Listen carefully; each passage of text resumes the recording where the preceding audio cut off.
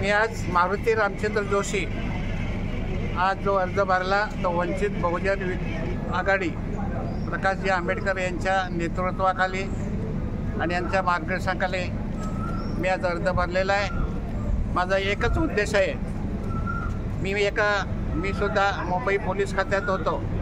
मला पहिला पोलीस खात्यामध्ये पोलिसांची नोकरी 12 तास 24 तास होते, ती 8 तास व्हावी हा माझा पहिला उद्देश आहे। मी 40 वर्ष मुंबई पोलीस खात्यात नोकरी केली, मला किती त्रास झाला ते माझ्या लक्षात आहे। मी माझ्या सगळ्या पोलीस बांधवांना सांगून इच्छितो की तुमची नोकरी जी 24 तास 12 तास राबवलं जातं ती 8 तास नोकरी व्हावी हा माझा मूळचा हेतू आहे। त्यानंतर हे शिक्षणाच्या बाबतीत सरकारी नोकऱ्या सरकारी शाळा गव्हर्नमेंट कमी करते आणि त्या प्रायव्हेट खाजगीकरण होण्याच्या तयारीत आहेत। या खाजगीकरणातल्या शाळा परत सरकारमध्ये व्हाव्या, सरकारी पद्धतीनं व्हाव्यात, या शिक्षणाकडं जास्त लक्ष केंद्रित होणार आहे।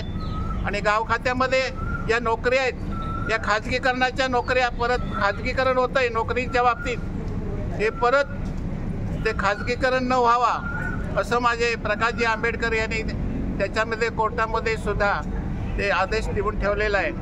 असे मुख्य ही महागाई वाढली आणि लोकांना त्रास होतो, हे वाचवण्यासाठी बहुजन विकास आघाडी पुऱ्या महाराष्ट्रात कार्यरत आहे आणि मला सहकार्य करणारे सन्माननीय प्रकाशजी आंबेडकर यांच्या नेतृत्वाखाली मी काम करतोय आणि मला स्वतःला खात्री आहे की मी 100% निवडून येऊ शकतो अशी माझी स्वतःची खात्री आहे।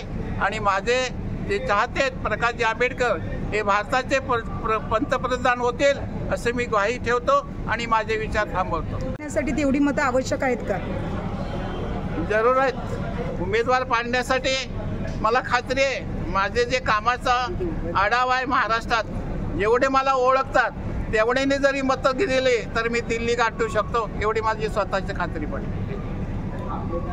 धन्यवाद।